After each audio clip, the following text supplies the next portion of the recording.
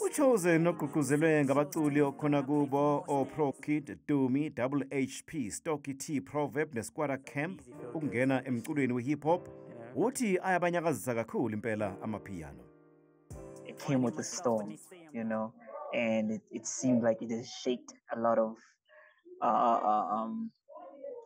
I'd say hip hop cats in the game, or to say, you know, we were once at the top, you know. Sikhona isidingo sokubambisana nokuhlangana emculweni we-hip hop ukuvimba amapiano engagcini ewushabalalisile lo mculo.